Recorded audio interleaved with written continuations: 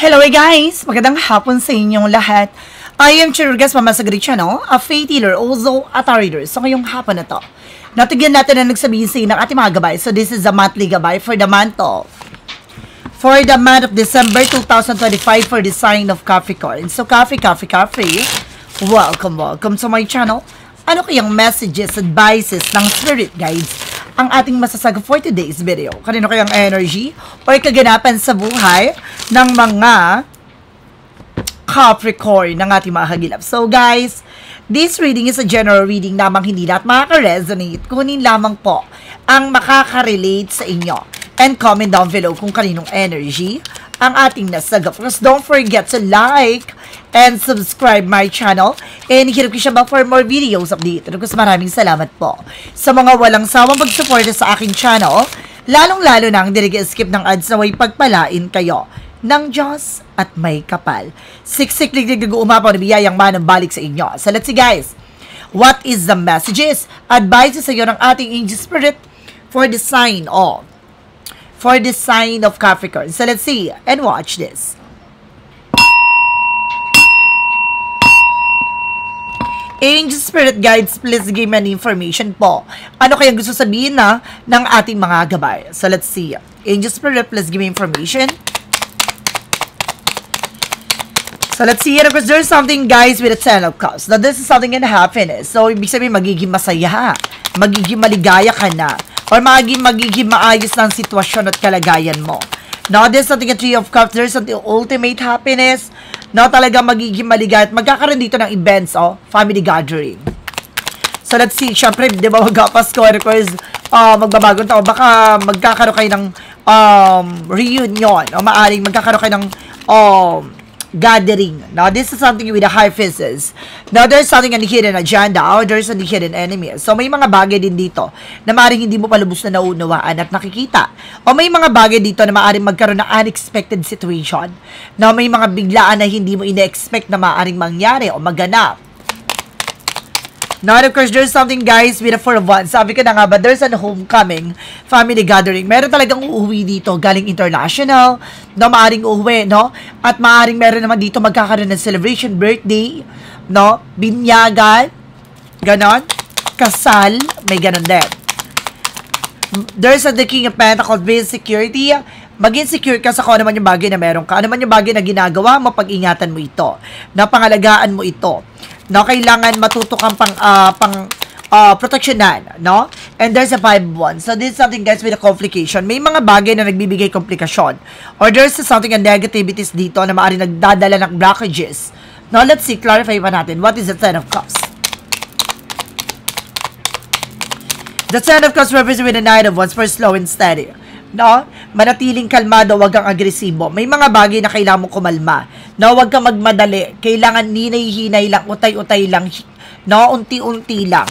No? This is something that brings you with a happiness and a happy ending. Now, this is something at 10 of so with the sabotage. Now, mag-ingat ka, may third party daw dito na maaaring sumasabotay sa iyo, maaaring kumagaring bibetray sa iyo. Mag-ingat ka, may third party, maaaring kaibigan mo, no? And of course, close friend, no, mutual friends, o maaaring kapitbahay mo, at the same time, sariling relatives, ganon. What is the high priestess? Represent with a justice card. Now, there's something a legal matter. So, may mga usapin dito about sa legal. Now, may mga inaayos kayong paper, documents, no? What is the 4 of Wands? The 4 of Wands represent with the Knight of Swords. So, there's a success driving. Na may mga bagay na unti-unti ka na magtatagumpay. Na may mga bagay na magtatagumpayan mo daw. Na may mga bagay na may sasakatuparan mo. There's a 5 of Pentacles. Kailangan maging secure ka sa mga meron ka or about sa yung negosyo or trabaho. Dahil with the King of Pentacles, maaaring makaranas ka with the 5 of Pentacles with a financial loss or financial crisis. Ibig sabihin, no, mas maging maingat ka sa mga gagawin mong kagastusan ngayon. What is the 5 of Wands? The 5 of Wands represents with the Empress card for revert. No, meron ditong babaeng inggitera at insecure sa'yo. There's an evil eye. No, maaaring kailangan mo alagaan at mahalin yung sarili mo dito. No, some of you may nakikita ko dito, lumalaki yung chan. No, ang tawag dyan, ginawang ka po ng hindi maganda. No, there's a black magic involved na mayroong kang buntit. No, kung tawagin buntit na para kang buntis na lumalaki yung chan mo kapag lumalaki yung tubig. No, what is the 10 of Cups? Because the 9 of Wands. Represent with the Eight of Pentacles. This is something work. Now, this is something a work. Mag-focus ka sa kung naman yung bagay na ginagawa mo. Ano naman yung bagay na, kumbaga, priorities mo. So, there's something, guys, with the Ace of Wands. So, this is something, a plan, a project. Now, kung ano naman yung bagay o plano mo, kailangan wag kang mag-share ng thoughts or information, idea, no, sa ibang tao, lalo-lalo sa mga tao sa paligid mo. Dahil sinasabotahe, binibetray, or maaaring tinatrigger ka nila. Now, there's something impostor. No, magaling magpanggap, no? Mapanlin lang, mag-ingat ka. And there's a Page of Cups, no? Listen to your intuition and listen to your inner voice. So, pinapakita dito, no? Na may karmang kakibat dito, na makinig ka sa iyong gabay, no? Sa iyong mga nararamdaman. There's something, guys, na mataas ang iyong intuition. No? Mayroon kang instinct, predictions, no? Visions, na maaaring nakakatulong sa'yo dito. O mayroon dito, guys, na para ka nananaginip ng kung ano-ano. No, may ibig sabihin yon. At the same time, meron dito ako na parang nakita na may ginawang, kumbaga, kamalasan sa'yo. No, kaya parang sunod-sunod yung mga problema mo, no, sunod-sunod yung mga nangyayari sa buhay mong suliranin, hindi na natapos-tapos. So, ibig sabihin ngayong buwan na to, maaring matutuklasan mo at malalaman mo na kung ano yung nangyayari behind the scenes. So, parang merong bagay na malalaman mo na. And there's a Five of Swords, magiging patas na ang sitwasyon. Ibig sabihin, matutuldukan mo. No? Malalaman mo ng eksena kung paano mo mareresolba to. Wow. So, there's the Queen of Pentacles. This is something maturity. No? Ibig sabihin, maging maingat ka sa pag-manage ng pera. Tulad na sinasabi ko, maaaring makaranas ka ng financial loss o financial crisis dahil sa mga biglaang kagastusan. No? Baka may mga bagay dito na hindi mo namamalayan, no? Na, kumbaga, kung ano mga pinagbibili mo, parang ganon. Additional messages. Reference with a Temperance. This is something of perfect timing. So, pinapaalala ka na ka with a divine intervention. No, na you need to pay attention. Na makailangan mong pag-ingatan. Ano man yung bagay na nandito. Parang may mga bagay kang kailangan mong kumbaga, pangalagaan, no, ang iyong sarili, ang iyong finances. So, let's see what is additional messages tayo with an English spirit na pagdating sa outcome. With the Ten of Cups, the Knight of Wands, and the Eight of Pentacles, reverse with the Two of Cups. Now, there's a partnership. Na meron ditong parang, kumbaga, unti-unti mong matatrabaho or tinatrabaho tong partnership sa'yo na parang magbibigay kaligayan. Maaaring meron ditong relationship. Now, there's a Page of Pentacles, invest wisely. Now, mag-ingat ka, no, sa mga proyekto o plano mo, lalo-lalo na sa papasukin mo investment. No, hindi to yung panahon para mag-invest ka. No, maybe next year. No, wag ka mag-invest ngayon, lalo-lalo na with your friend, with your relatives na nag-o-offer ngayong buwan, wag mo tatanggapin. No, dahil there's something sabotage. Now, this is something, guys, with Seven of Swords. There's a sneakiness. Now, there's a cheating lying on you. Now, tulad na sinasabi ko, no, meron taong nagsisinungaling sa'yo behind your back na maaaring ginagawang ka ng pampabalas. No, binubuhusan ng iyong tahanan ng mga na kung ano-anong pampabigat sa buhay, no. Merong negative na maaaring nakapag-create ng blockages, no, dyan sa iyong tahanan, binuhusan. Merong binuhus na something na ginagamit, no, ng mga mangkukulam para pabagsakin ng negosyo or para pabagsakin ng buhay ng isang pamilya, no? And there's a Three of Swords dahil sa inggit, no? Dahil sa inggit to, mag-ingat ka. Magkakaroon ng gathering dito with your family, pero huwag ka masyado magtitiwala kasi isa sa miyembro ng iyong kamag-anak ay maaaring naiinggit sa'yo at ito ay yung babaeng to. No? Itong babae na to ay confident sa ginagawa niya. Ibig sabihin, no, magaling siya magbalat kayo. No, magaling siya magpanggap. No, and there's a Four of Pentacles. Protectionan mo at pangalagaan mo naman yung bagay na meron ka. Mag-ingat ka. No, dahil merong tong parang ibubuhos sa inyong tahanan. No, para makapag-create ng negative sa buhay nyo. No, parang maaaring itong bagay na to ay magdulot ng sunod-sunod na kamalasa. Kaya mag-ingat po kayo. So, let's see. We proceed na tayo about sa finances and career, love life at kalusugan. Shuffle ako muna ng very light.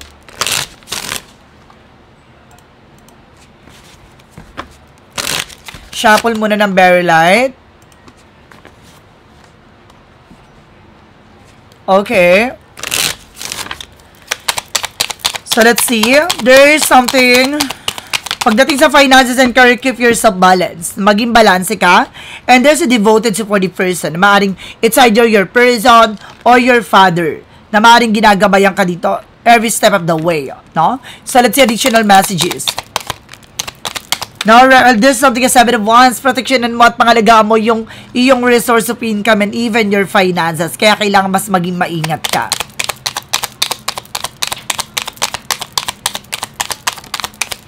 And there's a 2 of Swords. So, may mga bagay dito na nagkakaroon ka ng indecision. Kapag ganyan na nagkakaroon ka ng indecision, huwag kang magtitik ng actions. Na huwag mong ipipilitin sa ngayon, no? Ipasawalang bahala mo muna siya for a minute sa ngayong buwan na to, no? Huwag mo muna siyang ilalaban, no? Proteksyonan mo ang iyong finances or yung pera mo, no? Sa madaling salita. And there's something the devil card, 'di ba? That is something a hidden intention. May balak talaga ng hindi maganda at the same time meron ditong kailangan din sabi ni Wands protection eh. Ibig sabihin meron talagang magbibigay ng pampabigat, no, kamalasan sa inyong buhay. No, ngayon December na to, maaring huwag kayo nagpapapasok sa inyong tahanan. Pero hindi may iwasan dahil maraming mga kamag-anak na dadayo sa inyo o maaring may mga taong pupunta sa inyo. No, mag-ingat po kayo sa mga taong papapasukin nyo sa inyong tahanan kasi mayroon ako nasa-sense talaga dito may gagawin siya. Parang buhangin na ibubuhos sa inyong tahanan. No? And there's a 4 of Cups, no? And this something revalue you analyze, no? May mga bagay na kailangan mo pag-isipan, no? Kumbaga magbibigay ito ng charms, protection, something like that, huwag kayong tatanggap, no? Dahil hindi yun para proteksyonan kayo, kundi para bimuwigat ang inyong buhay. No? Pagdating naman tayo sa love life, so there is something guys with the Ace of Cups. There's a new love coming in. O maaaring kung may asawa ka, maaaring may balik yung kilig, pagmamahal, intimacy. So if you are single, maaaring may darating na bago.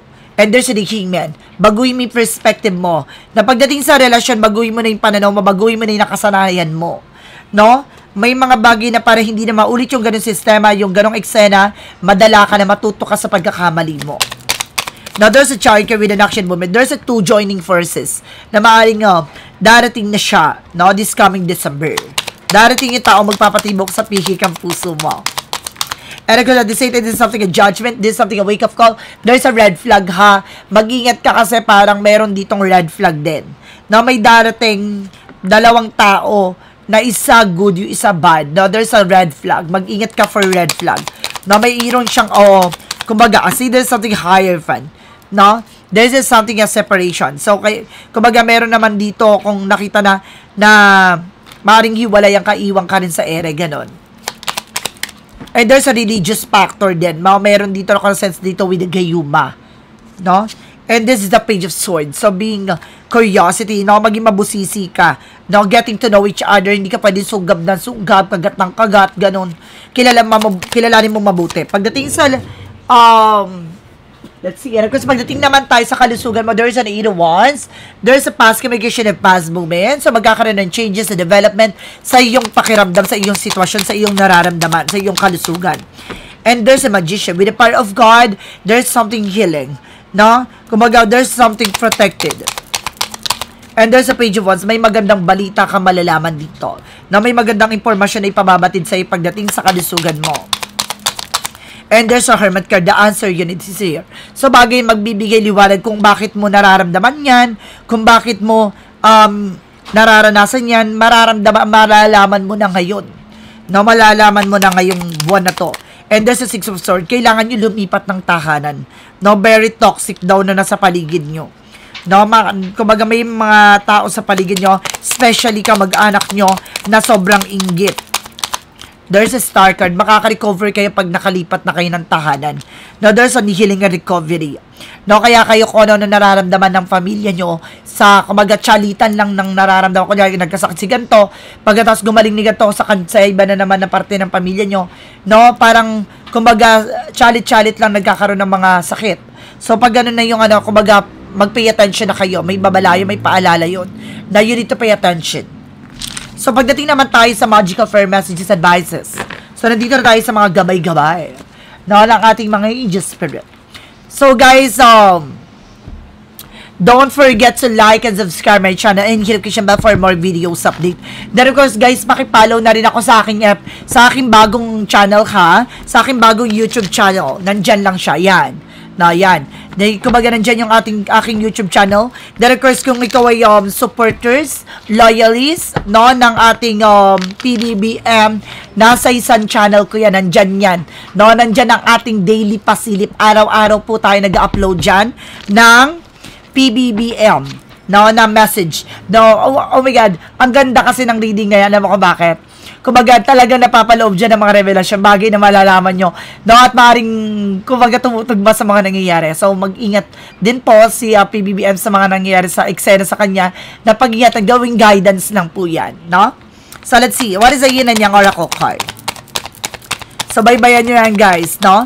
Mag-subscribe, and of course, kayo dyan, mag-like kayo, and comment kayo, no? Because there's something a fast luck suffering. May mga bagay dito na parang nagsasuffer ka, no, from the past. Ano man yung bagay na nangyari from the past, maaaring nagkaroon ng trauma. And there's a temptation. Mag-ingat kami tukso dito. May lalapit na tukso. Tukso. Layuan mo ako. Ganon. There is something a magical for messages. And there's something emotional healing. So, magkakaroon ka daw ng emotional healing dito, guys. Na magkakaroon ka ng kagalingan pagdating sa emosyon. No, mas magiging kalmado ka na daw. Wow. Now, let's see what is additional messages with an angel spirit. Now, there's a bravery. Sa kailangan mo maging matapang palaban. Now, may mga bagay na kailangan mas maging palaban ka this time. Bravery. Now, let's see what is additional messages tayo with the romance angels with the mystic love oracle deck.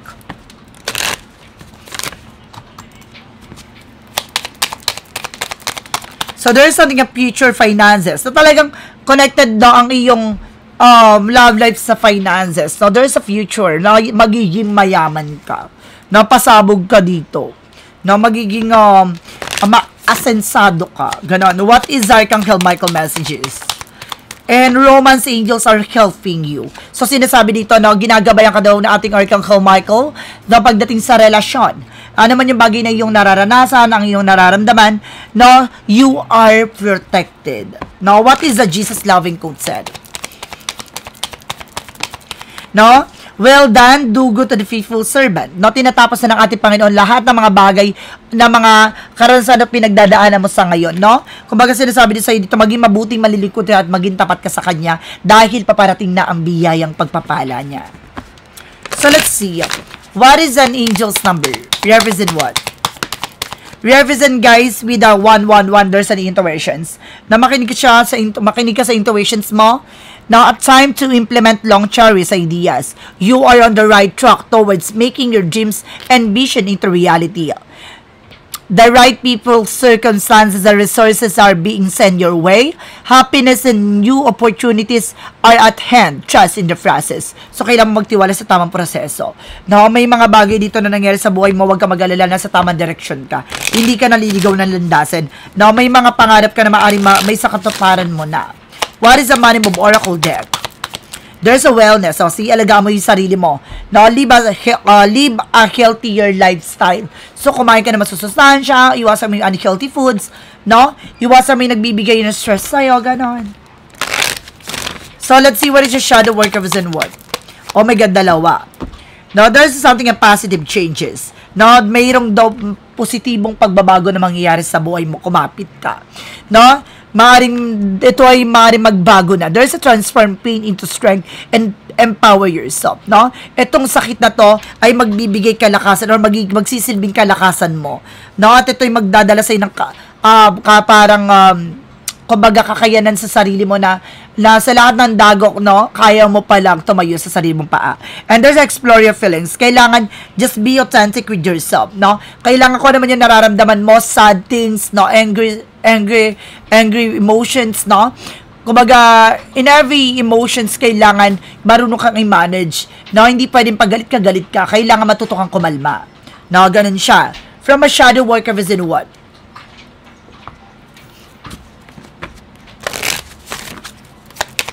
From the shadow work, represent with the devotions blooms. Nurture both blossom and thorns and tenderness. No? Kumbaga pagdating dito na may paglago at pagsibol pero kasama nun ang mga tinik na mga yon dahil may mga pinagdaanan ka na maaring nagbigay sugat at pilat sa iyong mga kamay, buhay, damdamin at isipan. So pinapakita dito na talagang kasama siya sa paglago mo. So kailangan matuto kang tumanggap, no, na mga bagay at matuto ka sa mga pagkakamali mo. There's a clarifying for a life situation.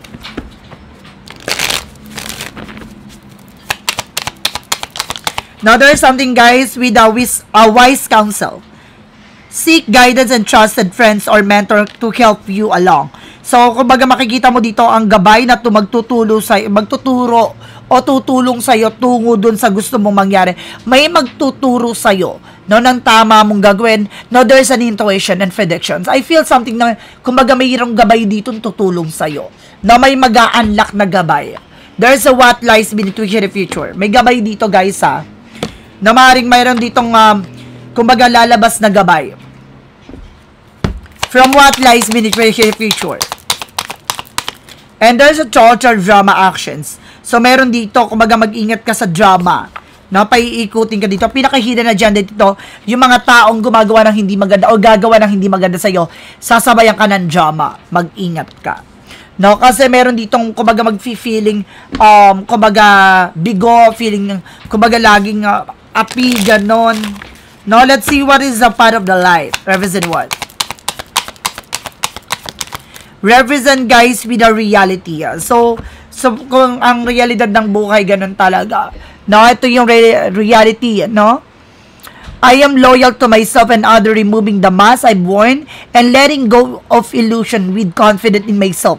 I show my true strength. I no longer need to hide. I replace shame with the empowering force of love and truth. To talaga pinapakita dito, maging totoo ka at maging loyal at maging tapat ka sa sarili mo, no? At tanggalin mo yung mga bagay na parang maskara mo, yung mga bagay na kinakatakutan mo, mga bagay na iniiwasan mo. Harapin mo to at maging matapang ka sa lahat ng bagay na haharapin mo sa buhay mo. So let's see what is the yes or no pick a card. Let's watch this. Then of course, guys, ang pick a card yes or no, kung bago ka sa channel ko, no, pick a card yes or no, pwede ka magtanong, no? Isang tanong, isang sagot. Mag-iisip ka ng tanong, pipili ka na magiging sagot within 1, 2, or 3. Kapag nakapag-isip ka na ng tanong at nakapili ka na magiging sagot, please comment down below. Then of course, guys, kung hindi ka pa nakasubscribe sa akin sa second channel ko, subscribe mo na ako, ha? Then of course, makipollow na rin ako sa aking FB page. So let's see, guys, what is the angel spirit messages? Let's start with the number 1. Number 1, there is a no. Danger lures best to retreat.